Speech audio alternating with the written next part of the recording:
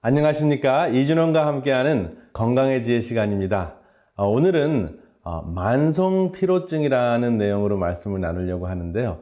여러분 좀 쉬었다고 생각하고 잘 잤다고 생각하는데 그래도 항상 피곤하다는 느낌이 드시나요? 그러면 어쩌면 여러분들 만성 피로증에 시달리고 계시는지 모르겠습니다. 이것이 육체적인 피로감보다는 정신적인 피로가 훨씬 더 많아서 그렇다는 것이 이제 여러분들도 사실은 연구를 하지 않아도 알 수 있는 것인데요. 우리 현대인이 시달리고 있는 정신적인 피로, 어떻게 하면 극복할 수 있을까요? 먼저 정신적인 피로, 이 증상은 사실 그 만성 피로 증후군의 일부일 수도 있지만 오늘은 여러분들과 만성 피로 증후군에 관해서 이야기하는 것이 아니라 그냥 항상 피곤한 증상, 만성 피로증에 대해서 말씀을 나누려고 합니다. 실제적으로 만성 피로 증후군이라는 질병에 대한 진단을 내릴 때는 다음과 같은 6가지 증상이 있습니다. 피로증 분명히 있죠. 그리고 두통이 있고요. 기억이 잘 안 되는 건망증, 그리고 집중력 감소, 수면장애, 근육통, 그리고 인후염, 목에 염증이 생기거나 또 인후통이 있습니다. 이러한 6가지 증상이 있을 때는 만성 피로 증후군이라고 하는데 이것은 정신적인 것일 수도 있고 또 신체적인 것일 수도 있고 복합적인 그 질병이나 증후군일 수가 있습니다. 그런데 오늘 여러분들에게 말씀드릴 내용은 이런 만성 피로 증후군, chronic fatigue syndrome이라는 것이 아니고 그냥 내가 왜 이렇게 피곤할까? 하루가 왜 이렇게 힘들까? 왜 이렇게 지칠까? 하는 그러한 생각이 들 때, 그러한 느낌이 올 때 바로 내가 정신적 피로증에 시달리고 있지 않은가 하는 것을 한번 알아차려보자 하는 그런 차원에서 말씀을 나누겠습니다. 정신적인 피로가 현대인의 그 피로증의 한 70%를 차지하고 있는데요.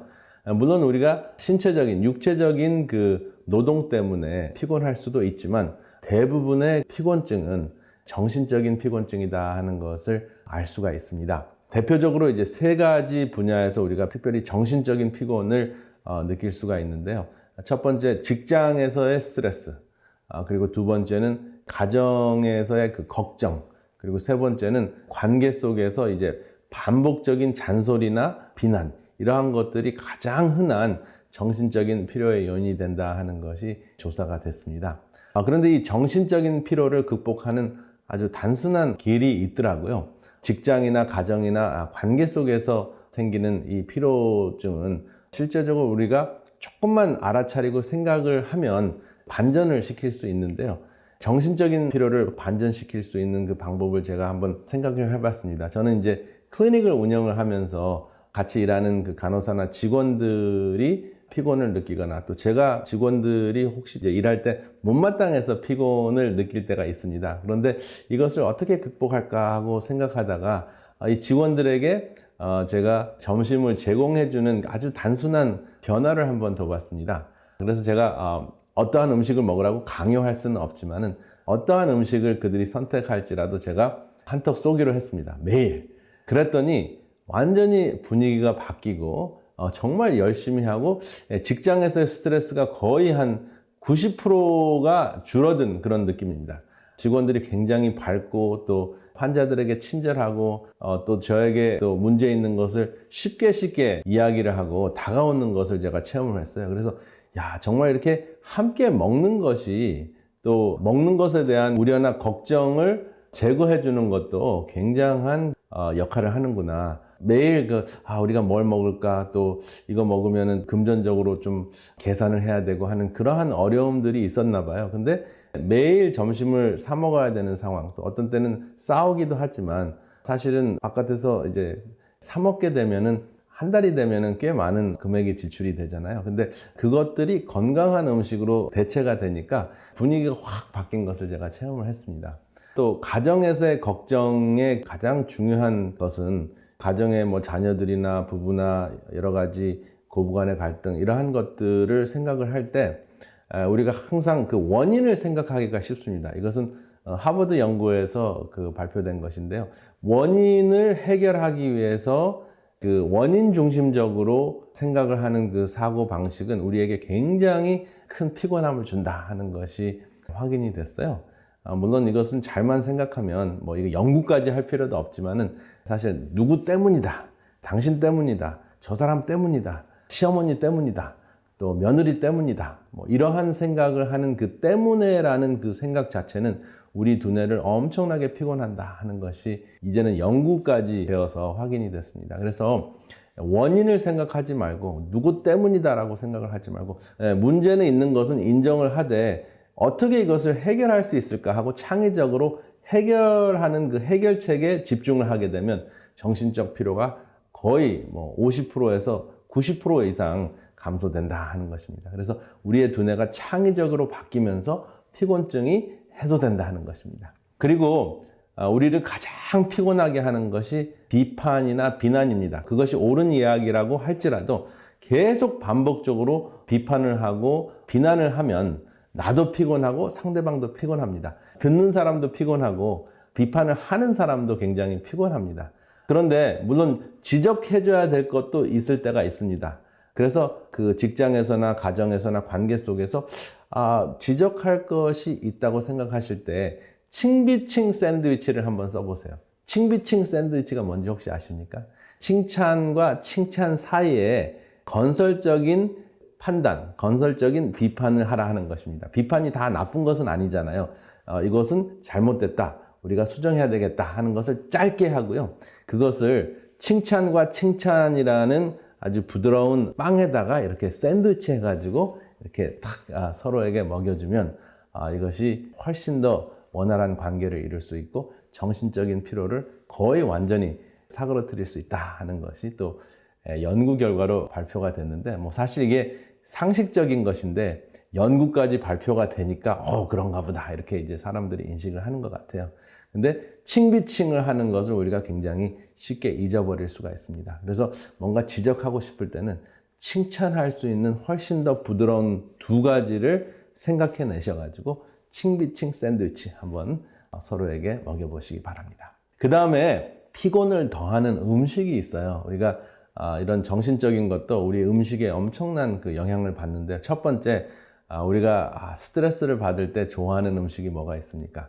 대표적인 것이 그 미국에서는 또 특별히 현대인들에게는 파스타나 국수 종류가 대표적인 그 스트레스를 해소하는 음식 중에 하나라고 합니다.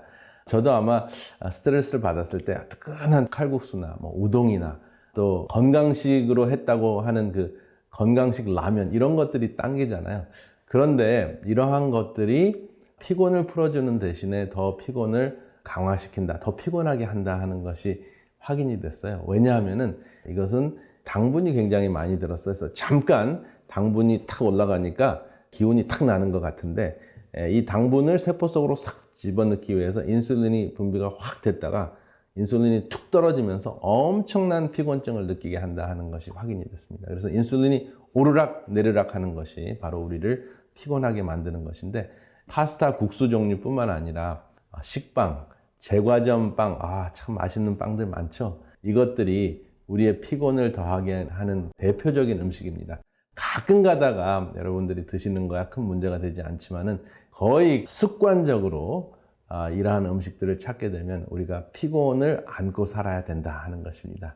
그리고 철분이 많이 있어서 처음 먹었을 때는 힘이 나는데 시간이 지날수록 피곤하게 하는 대표적인 음식이 있습니다. 바로 그것이 붉은 고기 음식입니다. 육식입니다. 동물성 음식은 우리 몸속에 흡수가 됐을 때 우리의 혈액 속에서 면역체가 이물질로 봅니다. 그래서 이물질로 보기 때문에 동물성 단백질은 그 면역 반응을 일으켜서 좀 피를 걸쭉하게 하는, 또 염증을 일으키는 그러한 현상이 있고요. 또 지방질이 많이 들어있잖아요. 그래서 맛을 돋구는 역할을 하는데요. 염증이 생기고 또 지방질이 혈액 속에 많이 돌아다니면 우리가 굉장히 피곤함을 느끼죠. 혈액순환이 원활하게 되지 않는 그러한 현상이 일어납니다. 그리고 우리가 흔히 피곤할 때, 피곤감을 느낄 때 마시는 세계적으로 가장 인기 있는 음료수가 뭡니까? 바로 커피입니다. 커피 속에 있는 그 카페인은 각성제죠. 그래서 잠깐 피곤감을 감소하기 위해서 하루 종일 몇 잔의 커피를 마시면서 일을 끝내셨다고 하더라도 나중에는 실제적으로 두뇌에 충분한 그 휴식을 제공한 것이 아니라 이제 피곤한 두뇌에 회초리를 때린 그러한 역할을 했기 때문에 피곤감이 감소되는 느낌은 들어도 궁극적으로 피곤은 더 증가한다 하는 건 기억하시기 바랍니다. 그래서 커피의 그 장단점이 있는데요. 피곤증에 있어서는 커피가 피곤증을 감소시키는 것보다 피곤증을 증가시킨다 하는 것 염두에 두시고 여러분들이 결정하시기 바랍니다. 그 다음에 반대로 그러면 피곤을 풀어주는 음식이 있는데요. 특별히 낮이나 아침에 드시는 것보다 오후나 저녁 때 드시면 훨씬 더 이로운 음식이 있는데요. 바나나, 피곤을 풀어주는 음식입니다. 바나나가 어떻게 피곤을 풀어주느냐고요? 바나나 안에는 칼륨, 포타시움과 마그네슘이 들어있습니다. 그래서 칼륨은 혈관을 이완시켜서 혈압을 감소시켜주는 역할을 하고요. 마그네슘, 수면을 잘 취하게 해주는 그러한 무기질입니다. 그래서 이 두 가지 무기질이 바나나에 충분히 들어있기 때문에 저녁 때 바나나를 드시면 밤에 숙면을 취할 수 있는 음식으로서 아주 훌륭한 음식이 됩니다. 바나나 말고 또 어떠한 음식이 있을까요? 저녁 때 체리를 드시면, 여러분 체리 좋아하시죠? 체리를 뭐 한 컵 정도 드시면 멜라토닌 분비가 굉장히 잘 됩니다. 여러분 65세 이상이 되면 멜라토닌 분비가 잘 안 돼서 초저녁에는 잠깐 잘 주무셨다가 새벽 2시, 3시에 깨시는 분들이 굉장히 많습니다. 그런데 멜라토닌이 잘 분비가 되게 하려면 물론 낮에 햇빛을 쬐으셔서 세로토닌이 많이 분비가 돼서 그 세로토닌이 멜라토닌으로 변화되게 하는 것도 중요한데요. 사실은 체리를 드시면 멜라토닌 분비에 큰 도움을 주기 때문에 햇빛을 보시면서 운동도 하시고 저녁 때 체리를 좀 한번 드셔보세요. 그래서 이것을 그냥 습관적으로 주기적으로 일주일에 여러 번 그 체리를 드시면 수면에 큰 도움이 됩니다. 그 다음에 여러분 이거를 먹으면 잠이 잘 온다 한 한국 사람들이 굉장히 좋아하는 쌈이 있죠. 바로 상치쌈입니다.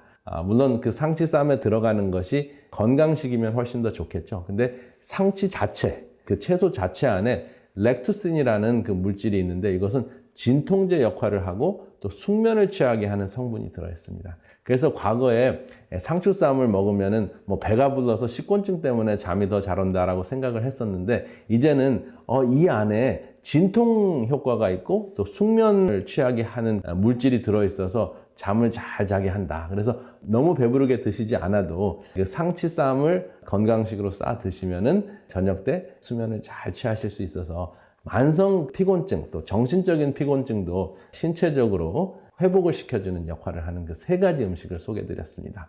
그 다음에 피곤을 더하게 하는 자세가 있는데 이것을 한마디로 부동자세라고 할 수 있습니다.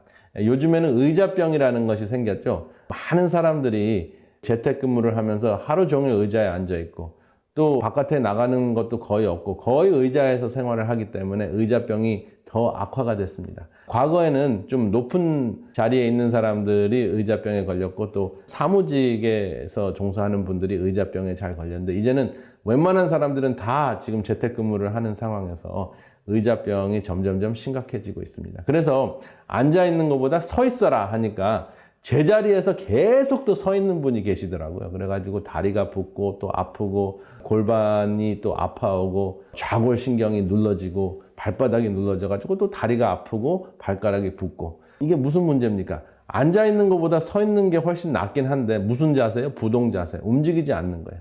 그래서 한 자리에 그대로 있으면 서 있든 앉아 있든 문제가 생기는 것이죠. 그래서 항상 섰다가 앉았다가 잘 움직이는 그러한 생활을 하시면 참 좋고요. 그 다음에 까치발 듣기. 까치발을 들으시고 그 다음에 발꿈치를 땅에 닿지 않고 하루에 100번 정도 까치발 들기 운동을 하시면 여러분들의 다리가 굉장히 건강해지고 혈액순환이 잘 원활하게 돼서 통증을 감소시킬 수 있는 운동을 하실 수가 있습니다. 그리고 제자리에 서 있는다고 해서 계속 서 계시지 말고 15분이나 20분마다 한 바퀴 돌고 물도 마시고 위층 아래층도 내려갔다 오시고 바깥에도 잠깐 갔다 오시는 그러한 습관을 가지시고요. 그 다음에 부동자세의 가장 큰 원인이 되는 원흉은 뭐냐면 요즘에는 스마트폰입니다. 그거 하나 있으면 꼼짝하지 않고 하루 종일 움직이지 않아도 그냥 시간이 후딱 지나가는 것을 여러분들이 아실 수 있습니다.